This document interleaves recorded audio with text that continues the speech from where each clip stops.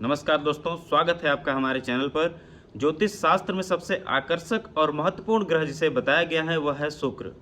शुक्र न सिर्फ लग्जरी और प्रेम का कारक है, बल्कि ये हमारे सुख और समृद्धि का आधार भी है। आज इस वीडियो में हम जानेंगे कि शुक्र देव 12 अलग अलग भावों में बैठकर आपकी कुंडली में क्या परिणाम देते हैं। अगर आप भी जानना चाहते हैं कि शुक्र के 12 भावों के क्या परिणाम है, तो आप इस वीडियो को अंत तक जरूर देखें। शुरुआत करते हैं पहले भाव यानी कि लग्न भाव से।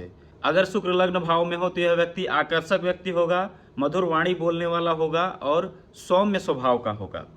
ऐसा जातक कला, सौंदर्य, फैशन और संगीत के क्षेत्र में सफलता प्राप्त करता है। ऐसे जातक को सुख सुविधाओं की चाह अधिक रहती है और लोग इनसे प्रभावित होते हैं। वहीं अगर लग्न में शुक्र पीड़ित हो जाए तो व्यक्ति के विलासिता, आलस्य और प्रेम संबंध में भ्रम की स्थिति उत्पन्न हो जाती है। अब बात करेंगे शुक्र के द्वितीय भाव की। शुक्र यदि द्वितीय भाव में हो तो व्यक्ति मधुर वाणी बोलने वाला होता है और धन संचय करने की क्षमता व्यक्ति के अंदर होती है। ऐसे जातक के परिवार में भौतिक सुख सुविधाओं की वृद्धि देखने को मिलती है। ऐसा जातक भोजन, आभूषण, वस्त्र और विलासिता से भरे वस्तुओं का शौकीन होता है। वहीं अगर बात करें शुक्र के अशुभ परिणाम की, तो व्यक्ति के अपव्यय और पारिवारिक मतभेद की संभावनाएं बहुत ज़्यादा बढ़ जाती हैं। बात करें शुक्र के तृतीय भाव की। शुक्र यदि तीसरे भाव में हो तो ऐसे जातक के संबंध अपने छोटे भाई बहनों से मधुर रहते हैं। ऐसा जातक अभिनव, मीडिया, सोशल मीडिया जैसे चीज़ों में सफलता प्राप्त करता है। शुक्र यदि तीसरे भाव में पीड़ित हो जाए तो व्यक्ति के साहस में कमी आती है और व्यक्ति गलत फहमियों का शिकार बहुत ज़्यादा होता है। शुक्र यदि चौथे भाव में हो तो व्यक्ति को घर, वाहन और संपत्ति प्रदान करता है। माता का सहयोग और पारिवारिक वातावरण सामान्य बना रहता है। ऐसे जातक का सुंदर घर, आरामदायक जीवन और विलासिता की ओर ज्यादा ध्यान आकर्षित होता है। यहाँ शुक्र यदि अशुभ हो जाए तो व्यक्ति के घरेलू संबंध बिगड़ते हैं और संपत्ति से जुड़े मामले हमेशा सामने आते हैं, जिससे जातक परेशान रहता है। शुक्र यदि पंचम भाव में हो तो शुक्र प्रेम संबंध के लिए बहुत ही शुभ माना जाता है।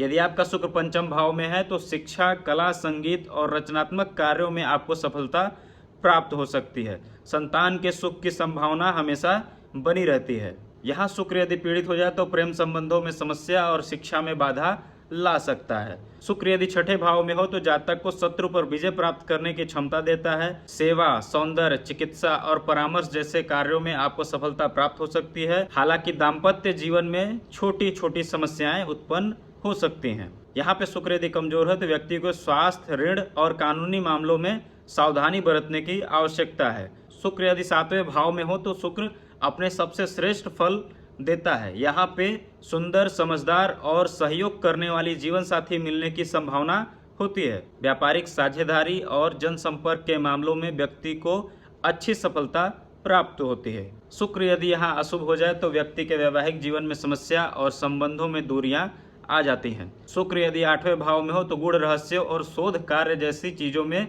रुचि बढ़ाते हैं और यहाँ पे प्रबल संभावना है कि व्यक्ति को विवाह के उपरांत अच्छे धन की प्राप्ति हो। आध्यात्मिक और रहस्यमय चीजों में इनकी विशेष रुचि बनती है। शुक्र यदि यहाँ अशुभ हो जाए तो व्यक्ति के वैवाहिक जीवन और गुप्त संबंधों में कष्ट दे सकता है।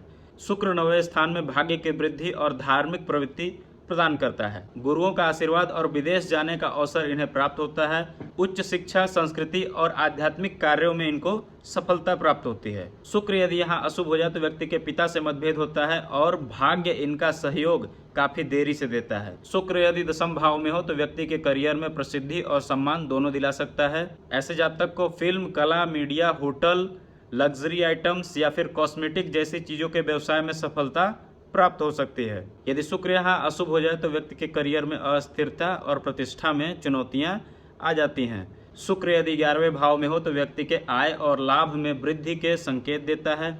ऐसे जातक के मित्र और संबंधों से अच्छे अवसर प्राप्त होने की संभावना रहती है। इनकी मनोकामनाएं पूर्ण होने की संभावना बढ़ जाती है और आर्थिक स्थिति मजबूत होती है। शुक्र यदि यहाँ अशुभ हो जाए तो व्यक्ति के गलत मित्रता के कारण इनकी आर्थिक हानि हो सकती है। शुक्र यदि 12वें भाव में हो तो व्यक्ति विलासिता, विदेश और आध्यात्मिक से जुड़ा हुआ हो सकता है। विदेश यात्रा या विदेश से लाभ मिलने के योग बनते हैं और सुख सुविधाओं और आरामदायक जीवन में अत्यधिक खर्च होने की संभावनाएं बढ़ जाती हैं। शुक्र यदि यहाँ अशुभ हो जाए तो व्यक्ति को अनावश्यक खर्च, गुप्त संबंध और मानसिक तनाव का सामना करना पड़ सकता है। तो दोस्तों, ये रहा जन्म कुंडली के 12 भावों में शुक्र के सामान्य फल।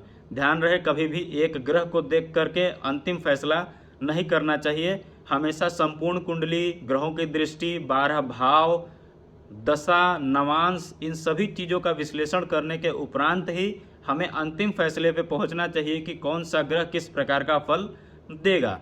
यदि आपको वीडियो अच्छी लगी तो वीडियो को लाइक करिए, चैनल को सब्सक्राइब करिए और हमें कमेंट करके बताइए कि अगली वीडियो आपको किस ग्रह के ऊपर चाहिए। तब तक के लिए इजाज़त दीजिए। नमस्कार। हर हर महादेव।